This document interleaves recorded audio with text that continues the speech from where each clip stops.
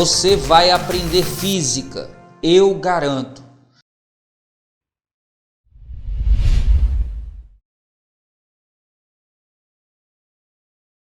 A figura mostra esquematicamente os gráficos velocidade-tempo dos movimentos de duas bolas que colidem segundo uma mesma direção. Assinale a alternativa correta. Olha aí, fera. Vamos analisar essas alternativas olhando para o gráfico. Mas primeiro, dá uma olhada no gráfico. Perceba que o móvel 2 começa com a velocidade que está lá no sexto tracinho. Eu não sei qual é a unidade, eu vou dizer só que vale 6. E o primeiro, a partícula 1, está no zero. Então ele está parado. Eu tenho então que a velocidade do 2 é 6 e a velocidade do 1 é 0. Eles colidem e perceba que depois os gráficos mudam o valor da velocidade. O móvel 1, que estava parado, assume uma velocidade 6 e o móvel 2, que tinha velocidade 6, diminui para a velocidade 3. Tranquilo? Consegue enxergar tudo isso no gráfico? A colisão acontece durante o intervalo que as velocidades estão mudando de valor. Bora agora analisar as alternativas. Vê só.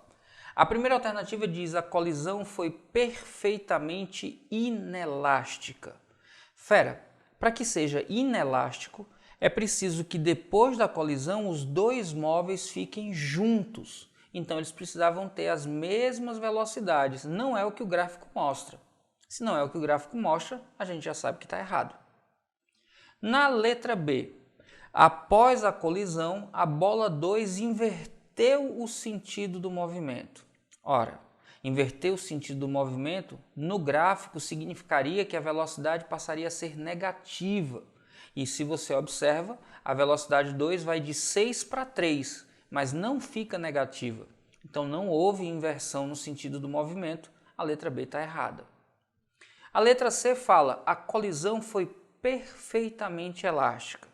Atenção, se a colisão é perfeitamente elástica, o coeficiente de restituição é igual a 1.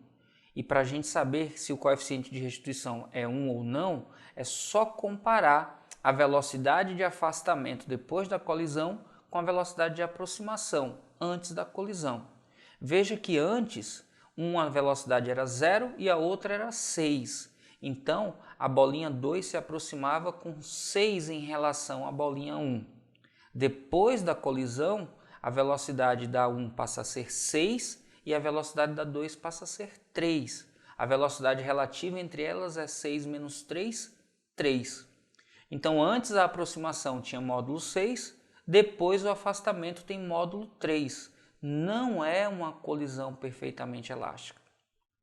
A D diz: em nenhum instante as bolas possuíram a mesma velocidade escalar. Olha para o gráfico. Em algum momento o gráfico de 1 passa pelo gráfico 2, em algum momento os dois gráficos se cruzam? Sim. Nesse momento as duas velocidades têm mesmo valor. Então existe sim um instante em que as duas têm mesmo valor, a alternativa D está errada. Se A, B, C e D estão erradas, a gente já sabe que a resposta é a letra E. Mas bora conferir o que é que a letra E diz? Olha só, a relação entre as suas massas é que a massa de 1 sobre a massa de 2 é 1/2. Veja que antes eu tenho uma situação e depois eu tenho uma outra situação.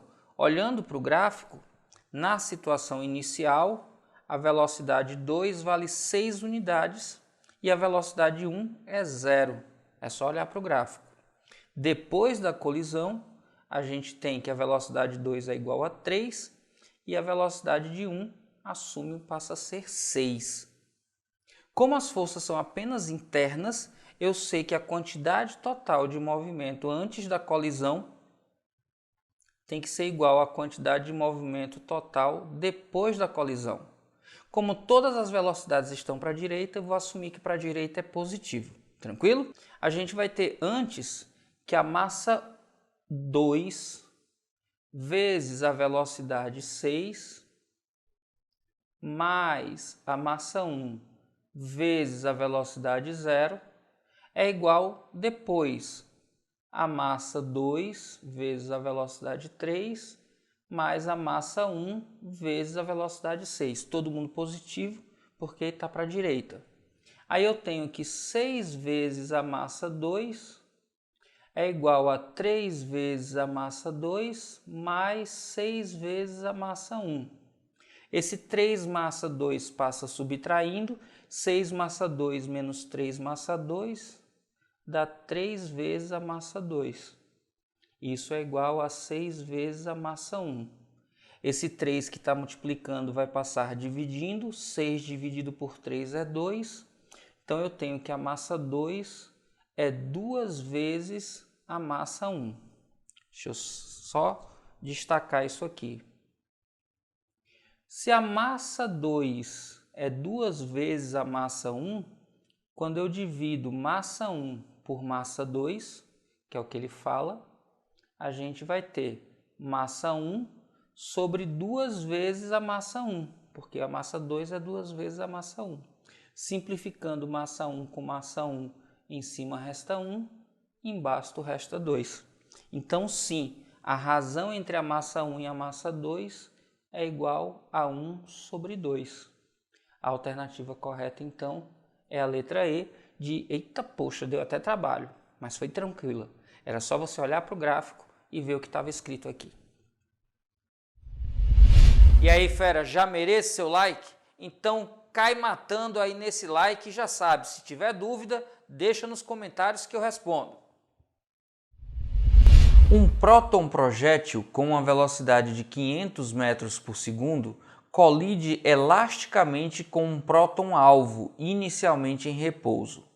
Os dois prótons se movem, então, ao longo de trajetórias perpendiculares, com a trajetória do projétil a 45 graus em relação ao sentido inicial.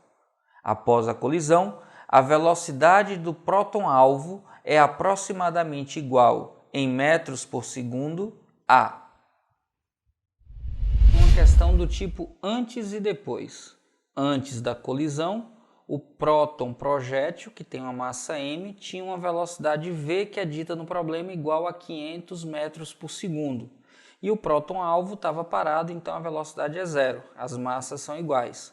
Eles colidem e partem com trajetórias que são perpendiculares, formando 45 graus em relação à linha original.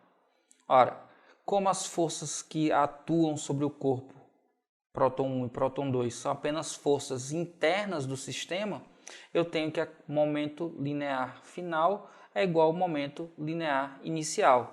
Só que aqui o momento linear é de dois movimentos perpendiculares. Então eu vou usar Pitágoras. Eu tenho que o módulo de Q depois da colisão ao quadrado é igual ao quadrado do primeiro, que tem módulo m vezes x, m da massa, x da velocidade, mais o quadrado do segundo, que também vai ter massa m e velocidade x. Só que o que eu tenho aqui é o Q depois. E o Q depois tem que ser igual ao Q antes. Ora, mas quem é o Q antes? O Q antes é a massa m vezes a velocidade v. Aqui não está o quadrado, para ser igual tem que estar o quadrado aqui também. Então eu tenho essa equivalência aqui. Aqui então eu vou ter 2 vezes m ao quadrado, x ao quadrado, igual do lado de cá a m ao quadrado vezes v ao quadrado. Perceba que o m não faz diferença aqui, está nos dois membros. Eu vou ter então que x ao quadrado é igual a velocidade ao quadrado sobre 2. Para achar o valor de x, eu vou extrair a raiz quadrada. Então, x vai ser igual a raiz quadrada de v ao quadrado sobre 2. Isso aqui é a mesma coisa que v sobre raiz quadrada de 2. A velocidade era 500. A raiz quadrada de 2 é aproximadamente 1,4. Quando eu faço essa conta, isso dá muito perto de 355. Isso em metros por segundo. Logo, a velocidade que cada um dos prótons tem após a colisão é muito próximo de 355 metros por segundo. E a alternativa que diz isso para a gente é a da letra B, B de boazinha, tranquilo quando a gente sabe o que fazer.